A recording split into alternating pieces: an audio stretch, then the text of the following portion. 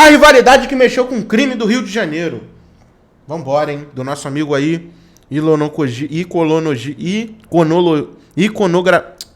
iconografia da história. Vambora. Já pegou fogo várias vezes por conta de brigas e embates entre traficantes poderosos e organizações rivais. Música de branco da porra. Feroz entre Celso Pinheiro Pimenta, Calma aí, conhecido como Playboy, e seu arquirrival Luiz Cláudio Machado, conhecido pelo violento nome de Marreta. Brutalidade, muita estratégia e provocação foram fatores que marcaram o período em que esses dois personagens tentaram e por vezes conseguiram. Caralho, eu lembro dessa foto aqui. Isso aqui é lá no Jorge Turco. Olha o WL aqui. Caralho, eu lembro dessa época, tá? Invadir os morros em disputa na ponta dos fuzis. Fala galera, tudo bem com vocês? Vídeo novo, aqui é Joel Paviotti do canal Iconografia da História. Venho agradecer a presença de vocês aqui. Já vou pedir que esse vídeo é louco. Like, se inscreva no canal e ative o sininho. E se possível, mano, compartilhe esse vídeo aí com a galera pra ajudar. Não se esquece de inscrever não, hein, mano. Edu, por favor, roda a vinheta. Maluco, era uma guerra sinistra, mano, nessa época. Galera, no vídeo que nós fizemos sobre o Playboy, que foi um sucesso. Tem 10 anos isso, cara.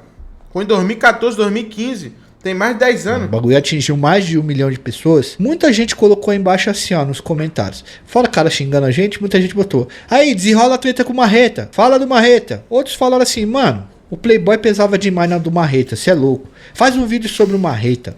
Pesava demais é foda. Caralho, essa gíria é maneira. Um vídeo sobre essa treta. Depois de um bom tempo, que a gente deixou o vídeo sangrando lá com 1 milhão, a gente resolveu adentrar nesses pontos. E realmente, galera, a história do Playboy e do Marreta é muito, muito interessante. E, Luísa, então, vai dar uma olhada aí pra nós ver essa treta de gente grande aí do crime. Vamos primeiro aqui, então, entrar no contexto e depois a gente encaixa esses personagens e já era, como a gente sempre faz com vocês aí. Vocês já estão acostumados, que acompanham nosso canal, sabe? Que a gente fala do contexto, depois a gente fala do personagem, depois a gente desenrola o que esses personagens fizeram. A maior parte do período que nós vamos contar aqui pra vocês agora vai entre 2008 e 2012. Presta atenção, ano de 2008 e 2012. Quando o estado do Rio de Janeiro passa a encabeçar uma política chamada UPP. Meu amigo, esse bagulho da UPP é foda. Unidades de Polícia Pacificadora. Nunca funcionou, né? Pega a visão. Esse projeto tinha como objetivo levar bases da Polícia Militar para várias comunidades, evitando dessa forma a expansão do tráfico. Assim, enfim, a ideia ela não é ruim do ponto de vista da segurança pública. E até uma determinada época ela era boa e fazia sentido. Até que ela começou a ser executada a toque de caixa. Porém, essa política que era realizada pelo José Marino Beltrame colocou todas as forças do Estado e até o exército na bota de um monte de traficantes. Porque pros caras fazer essa política tinha que tomar o morro dos caras. Até o início dos anos 2000, quase todos os maiores comerciantes de entorpecentes e chefões de organizações já estavam atrás das grades. E eu tô falando de gente que é cobra criada, beira-mar, tá? A gente viu o dossiê, mano.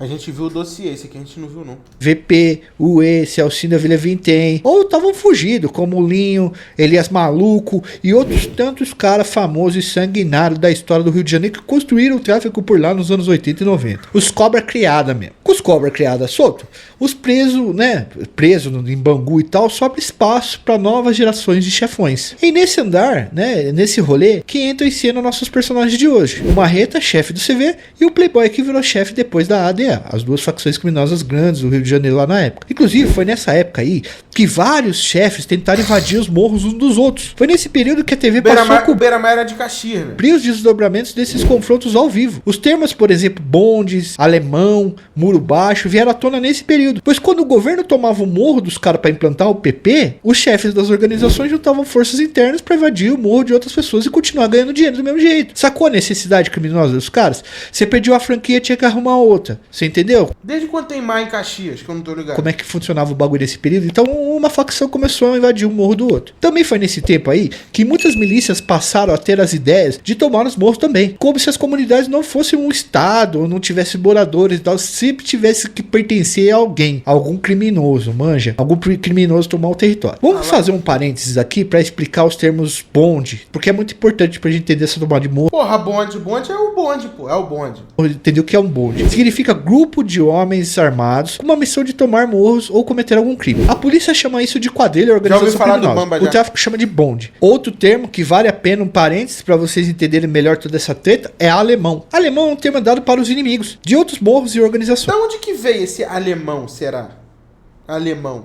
Pelo que pesquisamos, o termo surgiu após o contato de chefões do crime com a venda de AK-47. A arma ficou no imaginário do tráfico e muitos deles, das pessoas que compraram, conheceram a história da arma. E ela foi produzida em 1947 após o conflito da União Soviética com os alemães durante a Segunda Guerra Mundial. Caralho! Ah, agora eu sei de onde veio. Tráfico. E muitos deles, das pessoas que compraram, conheceram a história da arma. E ela foi produzida em 1947 após o conflito da União Soviética com os alemães durante a Segunda Guerra Mundial. Lógico que em 1947 não tinha mais Segunda Guerra, mas a arma foi feita pensando nisso. Fato que deu origem a equipamento. Os mercadores de armas que entregavam a AK-47 nos morros do Rio diziam: essa aqui foi feita para nunca mais alemão entrar no nosso território. Caralho! Olha que loucura, mané. Foi daí que veio alemão. Caralho, mané, maneiro. Dado que os alemães, durante o conflito da Segunda Guerra, invadiram a União Soviética. E a União Soviética expulsou os caras na base da arma. Mas isso é uma história para um outro vídeo aí. Se vocês quiserem, a gente até conta mais pra frente. Agora a gente vai entrar... É porque os AK era pra matar alemão, pô. AK-47 era pra matar alemão. E começou a vir essas armas pro Rio de Janeiro. Aí os caras começaram, porra, então quem...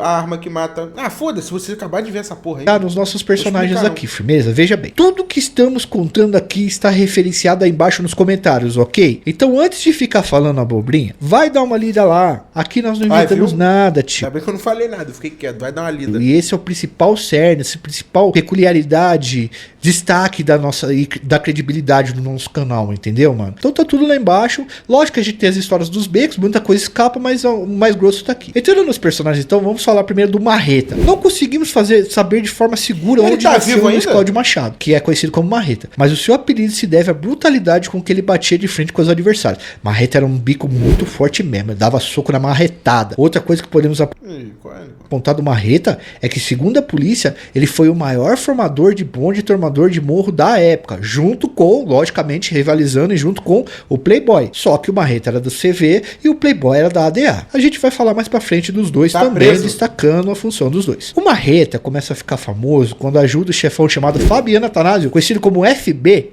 a tomar o Morro do Júlio. Caralho, eu lembro dessa época, mano. O MC Smith cantava umas músicas. Esse é o bonde da... Não é? Caralho, mano. Parece filme, né? Mas é realidade. Juramento. E aí tem uma fita nesse morro. O Morro do Juramento é um local muito estratégico na zona norte do Rio de Janeiro. E ele estava nas mãos da organização criminosa ADA. Desde que Escadinha, que era o tradicional dono desse morro, chefe de lá, o chefe mais famoso da comunidade, se juntou... Cara, tem uma série, O Jogo que Mudou a História, que fala como iniciou as facções dentro da cadeia. A gente podia ver essa série aqui, hein, cara? Aqui na live, hein? A gente podia começar a ver. Ela tem 4 episódios. 5, eu acho. 5 episódios. De 1 hora cada um. A gente podia ver um dia, tirar uma semana aí pra ver um dia por dia depois das meia-noite, não é não? Você já viu? Pô, já, mano, mas vale a pena ver de novo, mano. Porque vai lançar agora a segunda temporada. A gente já pega um engate. Começa a ver o primeiro. Depois, quando lançar, já vai ver a segunda já. Com o chefão E, após uma ocorrência terrível, a execução de Orlando Jogador. A gente não vai se aprofundar nessa história aqui, tio, porque a gente tem um vídeo também com mais de 1 milhão de visualizações muito bem feitos sobre essa história do E, do Orlando Jogador e tal. Essa da história do E a gente viu aqui, já não lembro. O da história do E, do Orlando Jogador, que um mata o outro, a gente já viu aqui? A gente vai deixar no card pra vocês, beleza? É interessante que vocês conheçam ela, mas fica na história aqui com a gente, depois vocês vão assistir. Lá por 2008, o Morro do Juramento foi tomado e os caras já observavam a habilidade do Marreta de fazer esse tipo de trampo. Serviço, você tinha que chegar lá e plau, no assalto mesmo, a mão armada. Mas a maioria da treta que estamos narrando aqui, ela se desenrolaria no complexo geográfico da zona norte do Rio de Janeiro, onde está o Complexo da Pedreira, da Penha, Complexo do Alemão e uma concentração enorme de comunidades. É muito populoso lá a região. E vamos tentar entender melhor essa geografia. Com a guerra do caralho. Vamos lá, em 2009, um conflito explodiu entre o Morro dos Macacos e o Morro São João. No meio dessas duas comunidades, uma que era controlada pela DA e a outra pelo CV, está uma região classe média nobre ali da região norte, que é a Vila Isabel. Um bairro considerado classe média ali. É um bairro maneiro. Valeu, Vitor Andrade. Tamo junto, meu mano. Obrigadão, hein? Pro Rio de Janeiro, que fica naquela região. Aí você já sabe, né, tio? Troca de tiro atravessando casa de rico. O governo fica louco e tem que meter o louco nos caras. E aí você já viu. Essa treta aí é importante porque ela mobiliza os quartéis generais mais poderosos da época na Zona Norte. Pega bandido do quartel do Complexo do Alemão, bandido do Complexo da P e bandido do Complexo da Pedreira. A invasão do Morro dos Macacos, que era da AD. Moleque, isso foi uma guerra. Até hoje tá em guerra lá, né? Mas esse dia foi. Essa época aí foi sinistra. Na época, passou para as mãos do CV e foi realizada sob as ordens de FB, o Fabiano Atanásio que eu falei para vocês. E Marreta, mais uma vez, teve participação decisiva, foi linha de frente. O problema é que no meio dessa treta aí, os caras fortemente armados derrubaram um helicóptero de polícia no bagulho. Os policiais que estavam dentro perderam a vida. Ninguém sabe ao certo quem deu a ordem para derrubar o helicóptero naquela treta lá no Morro dos Macacos. O Marreta foi processado. Tava tendo guerra do comando e do ADA. Bem nessa época dessa guerra, os caras derrubou o helicóptero. Aí os caras não devem saber quem foi, se for o ADA ou se for o comando. Por isso, respondeu o processo por isso. Mas a fúria da polícia e da segurança pública após o abatimento de uma máquina daquela e com agentes dentro que infelizmente tiveram um destino fatal, avassaladora. A polícia, o Estado colocou toda a sua fúria contra os caras e prendeu muita gente no bagulho. Tiraram a vida de outras tantas. Aliás, foi nesse período aí, para 2010, que se intensifica a tomada de morros para a implantação das UPPs. Tá? O que fez com que os principais líderes do CV também sejam presos, como o FB, Pezão, que fugiu, a gente tem vídeo dele aí, e entre outros. Então desmantelou muita gente, muito morro também a polícia. Foi com essas prisões... O Wagner não é blindado? Pô, naquela época não era blindadão não, era aquele igual da Record. Era helicóptero normal, cara. Porra, ninguém imaginaria que os caras iam derrubar um helicóptero, pô. Tá ligado? Os caras iam atirar no helicóptero, ninguém imaginaria isso. Aí começou a chegar o helicóptero blindado no Rio agora. Agora também tem um novo aí, um tal de Hawk, né? Um maior porradão aí. Que Marcinho PV, ou VP, se vocês quiserem falar, e Elias Maluco colocaram Marreta como um dos principais frentes do CV, principalmente em seu quartel-general. O Morro Jorge Turco também na... Caralho, moleque, é guerra lá. Mano, esse morro até hoje, mano. Dorme terceiro, acorda comando. Dorme comando, acorda terceiro. Hoje em dia.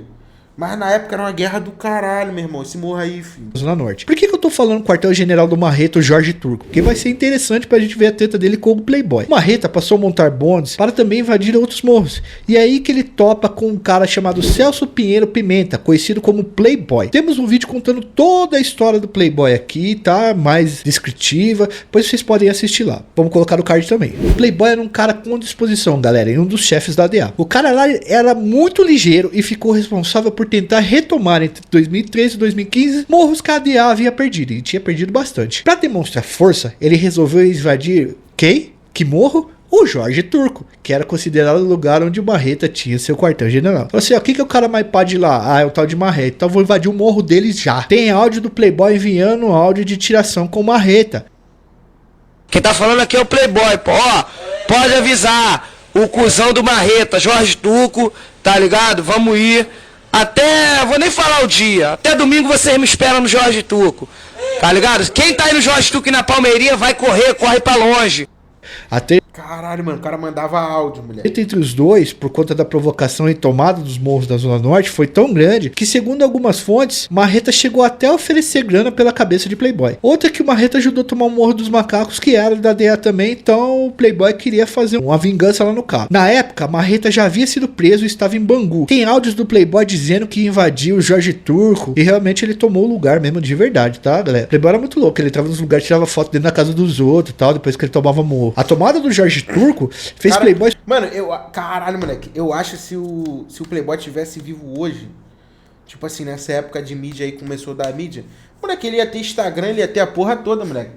Porra, que ele postava tudo, viado, que fazia os bagulhos. Subir muito no conceito do pessoal da ADA. Era tipo um símbolo de vitória pros caras. E o Playboy gostava de provocar também. Nos morros que ele entrava, ele tirava, como a gente falou pra vocês, foto dentro da casa do chefe, pá, do antigo chefe do morro, e mandava áudio por zap, zoando maluco e tal. Tirou foto até entrando em piscina de traficante. Em agosto de 2015, Playboy perdeu a vida após uma operação da polícia. Marreta, pra não ficar desmoralizado, deu ordem pra juntar uma uma baita de uma tropa e cair pra dentro do Jorge Turco pra retomar o lugar. A treta foi gigante, galera. Foram usadas 15 granadas e até a equipe antibombas da Polícia Civil foi chamada pra tentar conter essa tentativa de retomada do Jorge Turco pelo Marreta. Tem imagens dos homens do Playboy dando rolê no Jorge Turco e o comandante que o Playboy deixou lá o nome dele é Wellington Ribeiro, ou WL. A polícia conseguiu identificar ele rapidamente, pois ele só tem um braço. O outro ele perdeu quando tomou um tiro de fuzil tentando invadir um muro.